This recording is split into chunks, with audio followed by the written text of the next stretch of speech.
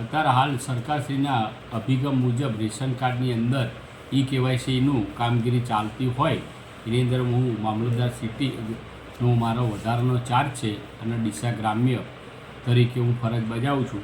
એની અંદર મારા બે જગ્યાએ કેવાયસીની કામગીરી સરકારશ્રીના ઝુંબેશ મુજબ ગ્રામ્ય કક્ષાએ 45% કામગીરી કરવામાં આવી છે અને સિટી કક્ષાએ 32% કામગીરી કરવામાં આવેલી છે।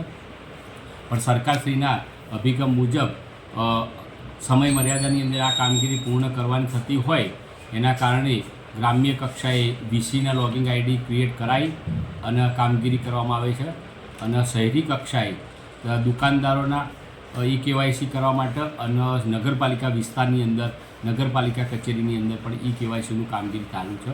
મામલતદાર કચેરીની અંદર પણ સરકારશ્રીના નિયમ મુજબ અત્યારે હાલ કેવાયસીની કામગીરી પૂરજોશમાં ચાલી રહી છે અને સમય મર્યાદાની અંદર આ કામગીરી પૂર્ણ કરવાનો અમારો અભિગમ છે। તાલુકાની જનતાને જણાવવામાં આવે છે કે સરકારશ્રીના કેવાયસીનો અત્યારે હાલ પ્રોજેક્ટ ચાલુમાં હોય એના કારણે તારીખ શનિવાર અને રવિવાર જાહેર રજાના દિવસોમાં પણ ગ્રામ્ય કક્ષાની અંદર ગ્રામ પંચાયતની અંદર કેવાયસી કરવા માટે વીસી મારફતે કરવામાં આવે છે।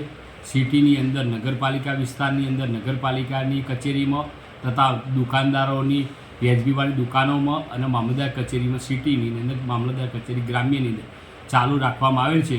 તમામ જનતા કેવાયસી અચૂક કરાવી લે એવી મારી અપીલ છે।